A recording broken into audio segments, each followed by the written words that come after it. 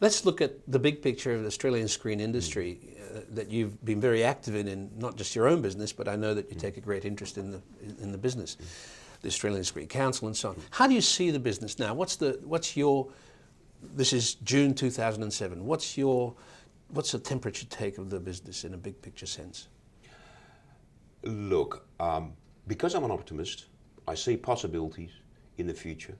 I believe in the industry. I believe its place in Australian culture is important and relevant and necessary. But, grace and favour, we're here because the government has chosen to intervene in the marketplace and provide us with, for example, most recently, 20% of the cost of production of a television show and 40% of a movie. That's unbelievable. The government will give you a cheque for 20% or 40% if you make a movie. How bad is that? So what do some of our people in the industry do? What about 10BA? My view is shut up. Make it work. Be happy. We can only succeed if we understand we only have relevance if we keep ourselves relevant. That there is an audience out there that does want to watch Australian film and television, but right or wrong, they want it to be as good as the alternative. And our job is to make it as good. Now, I know all the argument about cost of production and yah. I know that. But it's possible. Kenny was made for $1 million. Blue Heelers was one of the cheapest dramas on air for 12 years. It was relevant, somehow.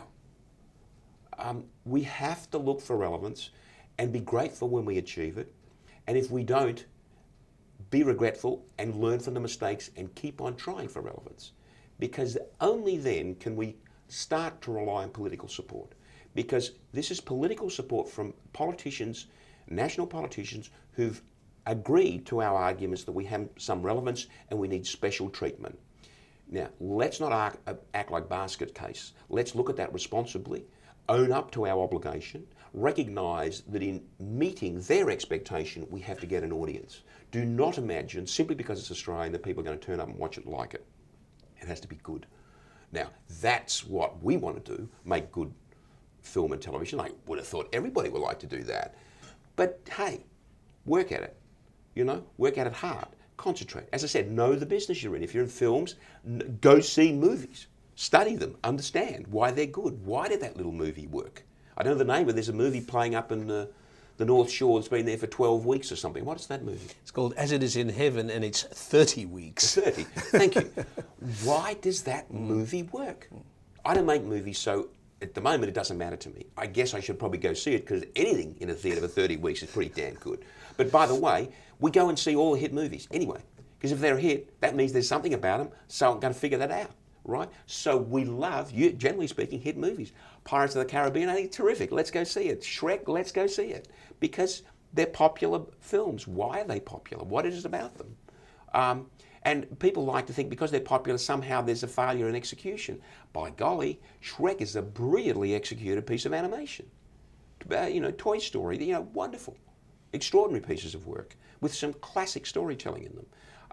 Pirates, I haven't seen the third. Second, terrific storytelling, wonderful execution. And I go, wow, good on you, you did that. Now, I guess no one's going to give me $200 million, doesn't matter. I admire that guy, but there's a lesson you can learn from that show. Example, Johnny Depp. He made some strong choices. That's why he's successful.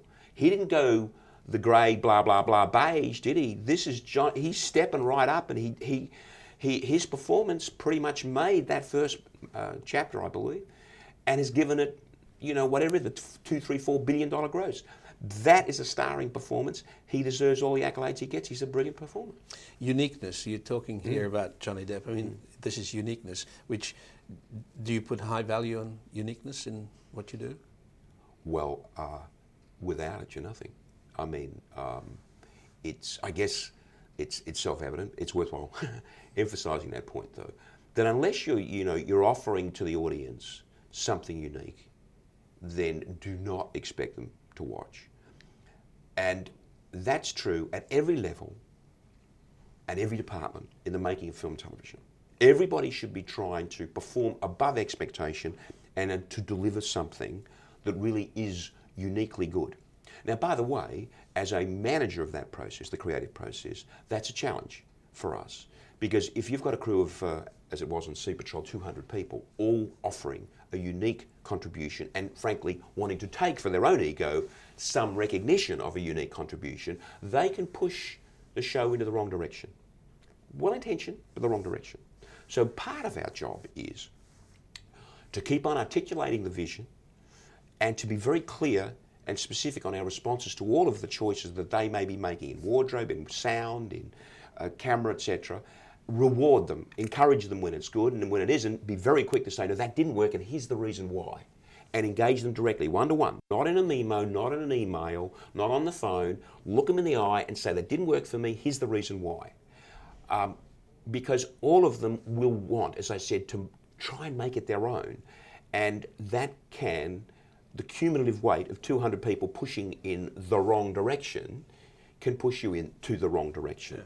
And I think that when you think of success in film and television, usually it can be, part of it is, there is a clarity, a simplicity, a comprehensibility to the concept.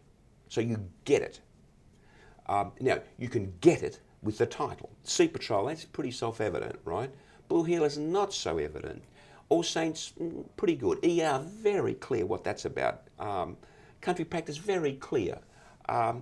Pirates of the Caribbean, that's pretty clear. It's going to be about pirates, right? So part of it comes from title. Part of it is the execution of the concept, the characters, etc. But given that, in a sense, all creative people have 360 and they want to go anywhere, it can be a danger. So clarifying, simplifying that vision and making sure they're all pointing in the one direction is a key role for a producer. And part of that is social engineering. As I said, managing change, to get them to change in the right direction, but to do it willingly, openly, and hopefully not regress and go back again. The moment you leave, we're going to go back to that way. Yeah. Look, thank you very much for your time. It sounds as you're pretty busy. Yeah. I appreciate your time. Thanks. Pleasure.